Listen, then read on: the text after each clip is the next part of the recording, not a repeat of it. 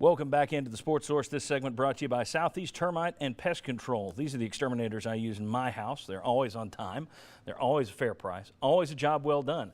I know these folks from the father to the son to the team that works for them. These guys put a lot of pride in their work. Find out for yourself. Southeast Termite and Pest Control. Once again, folks, 2 years ago it was our 600th episode. We're talking about 13 years. Now we're in our 15th year. 703 episodes today. 2 years ago, these guys did an interview with someone, Tom McCoy, who works here at WATE. Then someone else cut the clips together.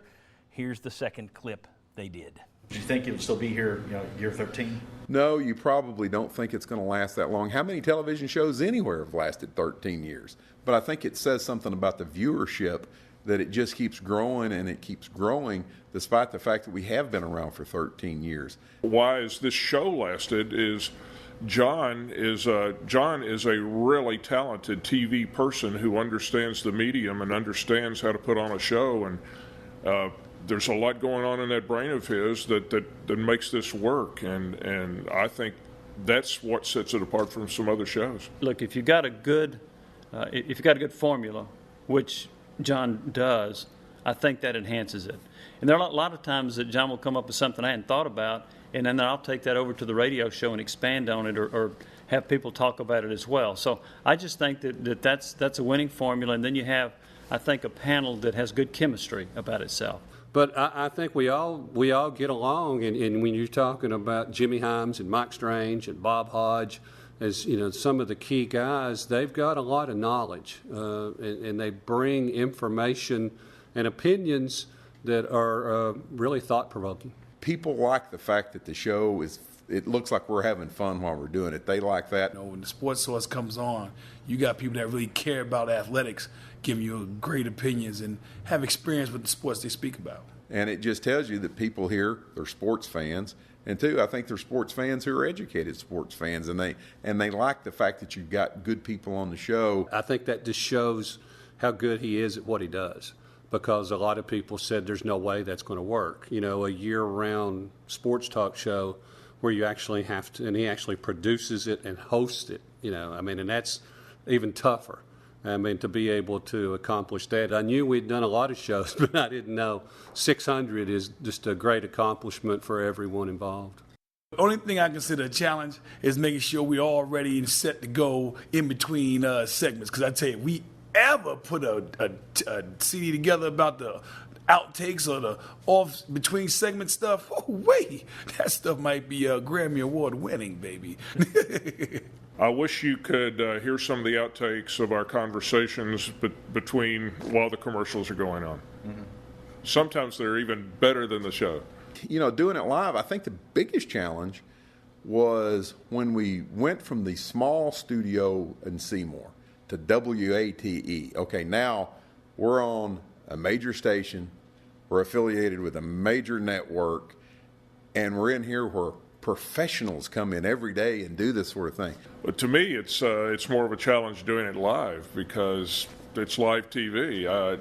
At some point every Sunday morning, usually it might be during the first few seconds or it might be during the first 5 or 10 minutes, it occurs to me, this is live TV. And, I'm not a TV guy, so that's an adjustment. So I have to remind myself, I'm on live TV right now. Act like it. There's some challenges sometimes because there are times when you get hit with a topic that you hadn't thought about or prepared for. John asks a question. You can't just sit there and look and say, okay, what am I going to say about this? I'm kind of a quiet guy, and sometimes John has to get on me and prod me a little bit to speak up. The thing that it makes you do is it makes you think on your feet real quickly. And sometimes I get frustrated because I can think after a show, I wish I had said this. I wish I'd thought about that. But that, to me, that's one of the biggest challenges is being able to think quickly on your feet. When we have a bunch of guys in here for football or basketball, it's like during the commercials, it's like a line change at a hockey game. You got guys that's getting commentary about sports they know about, they love sports, and it's not a challenge. It's a matter of keeping it all within the amount of time that we have to give our commentary. And that's part of John's genius. He is hard keeping all these personalities in check. I know, and he needs to get his kudos for doing so. What kind of feedback do you hear from viewers? not a week goes by, and I mean that, not a week goes by, and sometimes not a day goes by, that somebody will tell me, I recognize your voice, or I recognize you from that TV show. I watch you every Sunday morning. It's been very enlightening to me. I get a lot of positive feedback from the Sports Source. I really do. It's from a lot of different places that I am. Whether maybe I'm at a sporting event, maybe I'm just out eating lunch, maybe I'm at church. But a lot of people like the format. They like the show. They like the discussion. They like what we do. It's really been an eye-opening for me because, you know, back when I was working at the News Sentinel, I used to have people would come up and, you know, recognize me from a column or an article I'd written. But this is just, I mean, it's every day almost. Somebody will recognize you and say, hey, and they enjoy the show. And that's been one of the big changes. It's constant. I can't go into the grocery store. I can't go into a Target. I can't go to the mall where I don't get stopped at least once. And occasionally there's even been like a line of 2 or 3 people sitting there wanting to ask questions. And the feedback is always positive. I'm a newspaper guy, and occasionally you would get somebody say, oh, I love reading you, but not a week goes by that I don't get somebody in a restaurant or at a ball game or somewhere that says, I love the show. A guy that compliments me all the time, and I think this is a huge compliment, it comes from Gus Manning. Gus Manning's been around a long time.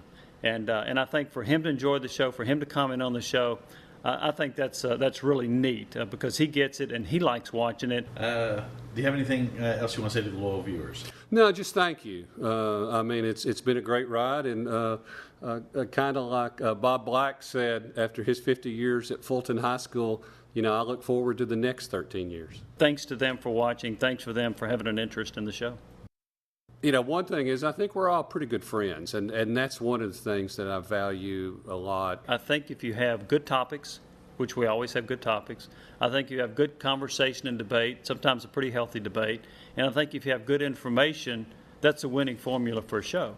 So I'm not surprised at all that it has lasted this year, and I will be surprised if it doesn't last many years into the future. I'm proud to be a part, I feel fortunate, maybe more than proud, to just be a part of something that is so well received and has gone on so long. And I enjoy the fact that people recognize me and see me on the street. And enjoy the show and let me know. There's a community that watches this show at a certain time every week, and I'm proud to be a part of that. Being a part of something that we've managed to keep going through, you know, children graduating from high school and college. Both my parents have passed away since I've been doing this, most recently my dad. And just the support and the friendships are really far outweigh to me anything else.